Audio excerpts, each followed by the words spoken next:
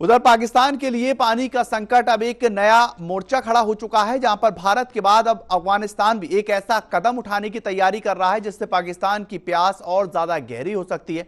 कुनार नदी का पानी नगरहार की ओर से मुड़ने की योजना को लेकर तालिबान सरकार काफी तेजी के साथ काम कर रही है और ये वही नदी है जो पाकिस्तान के खैबर पख्तूनख्वा को लेकर जीवन रेखा मानी जाती।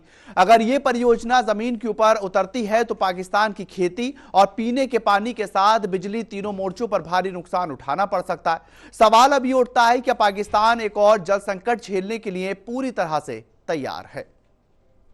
अफगान मीडिया रिपोर्टों के मुताबिक कुनार नदी के पानी को नंगरहार के दारुत्ता बांध तक मोड़ने की योजना को तकनीकी समिति ने से मंजूरी मिल चुकी है। अब केवल अंतिम स्वीकृति का इंतजार है। ये नदी हिंदुकुश पर्वत से निकलकर पाकिस्तान के चित्राल जिले से बहती है, फिर अफगानिस्तान में प्रवेश करती है और दोबारा पाकिस्तान लौटकर काबुल नदी में मिल जाती है। ऐसे में नदी का प्रवाह रोके जाने से पाकिस्तान के खैबर पख्तूनख्वा में पानी की मात्रा सीधे तौर पर घटेगी। विशेषज्ञ मानते हैं कि कदम जल संतुलन को बिगाड़ सकता है और सीमा पार तनाव को और हवा दे सकता है। खैबर पख्तूनख्वा में लाखों किसान कुनार काबुल नदी प्रणाली पर निर्भर है। सिंचाई के लिए यही पानी उनकी फसलों की रीढ़ है।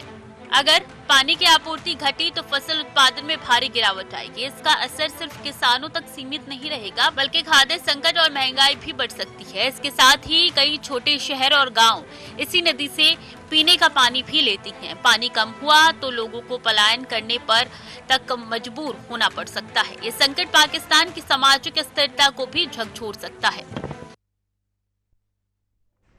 दरअसल अफगानिस्तान का यह फैसला सिर्फ एक जल परियोजना का फैसला नहीं है, बल्कि पूरे दक्षिण एशिया के अंदर एक नए तनाव की आहट बनेगा। कुनार नदी जो पाकिस्तान की काबुल नदी प्रणाली का एक अहम हिस्सा है, अगर पानी ऊपर से रोकी गई तो इसका सीधा असर सिंधु नदी तक पड़ना है। अफगानिस्तान का यह तर्क है कि नगरहारा के अंदर सूखा और घाटी बारिश किसानों को बर्बादी की ओर धकेल रहा है, लेकिन पाकिस्तान के लिए फैसला खतरे की घंटी से कम नहीं है। बिजली उत्पादन भी इस फैसले से बुरी तरीके से प्रभावित हो सकता है।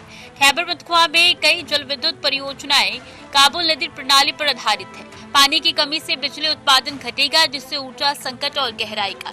इसके अलावा नदी के प्राकृतिक प्रवाह में बदलाव से बाढ़ और सूखे दोनों का खतरा बढ़ सकता है।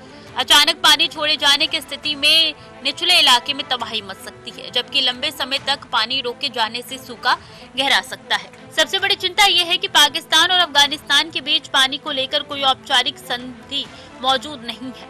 भारत पाकिस्तान के बीच सिंधु जल संधि जैसी कोई व्यवस्थाएं यहाँ नहीं है। ऐसे में विवाद बढ़ने की पूरी आशंका है। जानकार मानते हैं कि ये नदी अब सिर्फ पानी का स्रोत नहीं, बल्कि एक नया कूटनीतिक टकराव बन सकती है।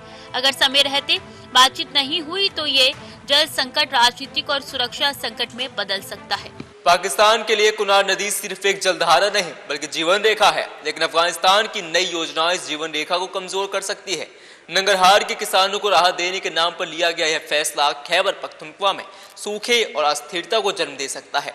जानकारों का कहना है कि पाकिस्तान को अब कूटनीतिक स्तर पर सक्रिय होना होगा, वरना आने वाले समय में पानी उसकी सबसे बड़ी कमजोरी बन सकता है। सवाल यही है, क्या पाकिस्तान इस नए जल संकट से निपट पाएगा या फिर नहीं। यहाँ पर के साथ में टीवी 100 न्यूज़ नोएडा।